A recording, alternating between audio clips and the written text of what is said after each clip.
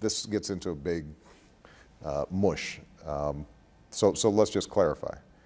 I didn't make a bunch of deals, right? There is a legislative process that is taking place in Congress, and I am happy to own up to the fact that I have not changed Congress and how it operates the way I would have liked. President Obama to Diane Sawyer, where he also said he made a legitimate mistake by campaigning on process but only focusing on policy. Among the phrases we won't hear tomorrow in the State of the Union, big mush. Top line starts right now.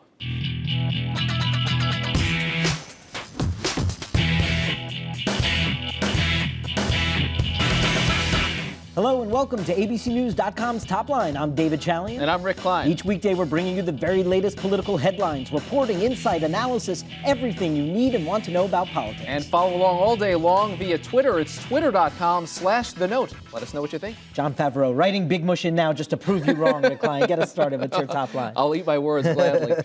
Big chill. President Obama proposes a 3-year spending freeze for all non-defense discretionary spending. You know all the caveats that go around these sort of things. The White House says it would save $250 billion.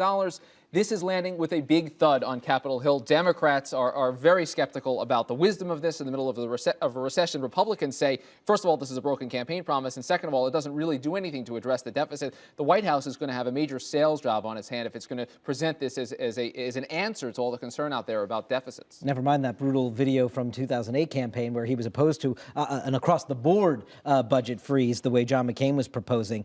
Hail Mary. Yes, that's what Democratic leaders are taking the temperature of their caucuses on up on Capitol Hill on health care. They are trying for one last shot to get this health care plan through. Rick, as you know, this involves that tricky process, reconciliation, using that budget process where they only need 51 votes to make some fixes on the Senate bill, have the House just pass then that fixed version and get it to the president's desk for signature. I think the chances of this working are probably less than 50% right now, but it literally is the only shot they have on these House and Senate bills that were passed last year. We heard a lot about legislative ping pong. This is ping pong on a high wire while you're playing Frisbee. It's just tough to make it all work. Job rush. They're not waiting for the White House over in the Senate. And a $70 billion jobs bill is in the offing today in the Senate. Democrats say they're moving ahead with this regardless of any plans that are put forward in the State of the Union. Maybe not the best optics when you see the president's going to have his own plan tomorrow, but at the same time this is happening, the Senate today is going to defeat a deficit commission that is favored by the White House to try to control long-term spending, to be there spending new money at the same time you're not making the cuts. So he may not get that commission through legislative work. He may have to do something on the executive side because he still wants to very much sell to independents in this country the idea of that he's a deficit hawk, something tough to do in this economy. Rubio's rise. That's our final top line today. And yes, it has finally happened in that Quinnipiac University poll over the last several months in Florida.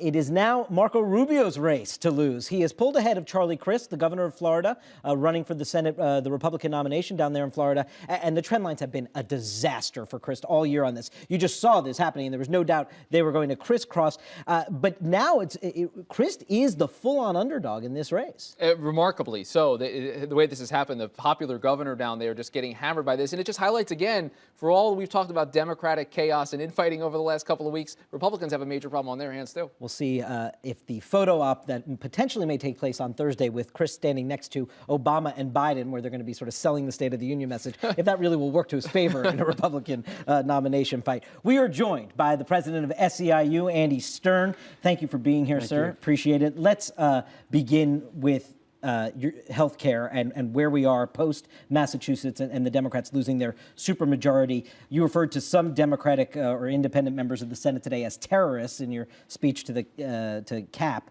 I do want to understand from you this idea of this long shot, this Hail Mary pass. You think it's possible to do? You think that they can get those House and Senate bills that were voted on last year, basically, to the president's desk? I mean, I think they really have no choice. I mean, if we think about what the president's going to talk about, jobs, healthcare is 1 million new jobs, the biggest job creation plan we've ever had. If you think about reducing the deficit, we can't reduce the deficit over the long run unless we do something about healthcare costs. So we're at the goal line. You know, it's the last quarter. The Democrats are in a huddle. As the cartoon said today, they're down 5 points. They can either kick a field goal, punt, or take a timeout.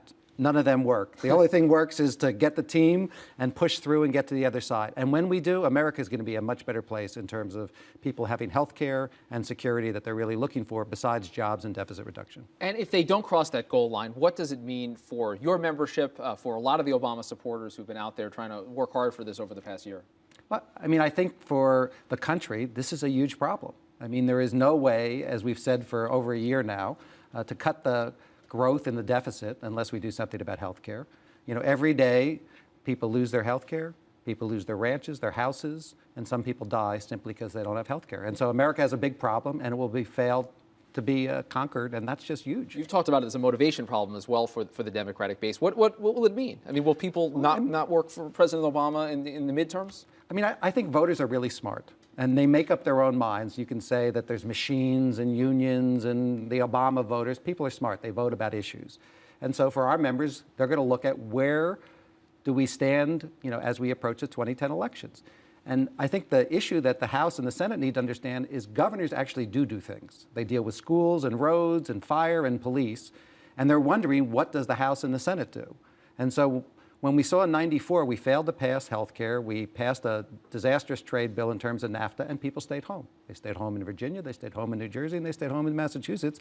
I'm not sure why, if we do nothing, people expect them to show up in 2010 in November. So specifically, what does the Senate need to fix in the House bill with only 51 votes through this budget reconciliation process in order to get the House to pass this, as you and your legislative team understand? What needs to change in the Senate bill right now? I mean, I think they reached a lot of understandings of what needs to change. The subsidies. People need to afford health care, and the House and the Senate both have actually a little bit better in one for certain workers and a little bit for the other workers. I think they need to fix the subsidies. I think they need to fix the excise tax. I wish they would eliminate it completely in this process.